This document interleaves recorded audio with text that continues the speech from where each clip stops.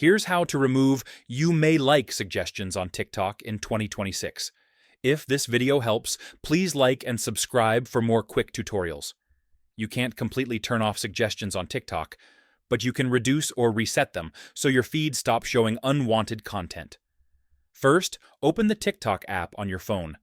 Tap Profile in the bottom right corner to open your account. Tap the three lines in the top right corner, then tap Settings and Privacy. Tap Content Preferences. Select Refresh your For You feed. Confirm to reset TikTok recommendations. Still in Content Preferences, tap Filter Video Keywords. Add keywords related to videos you don't want to see.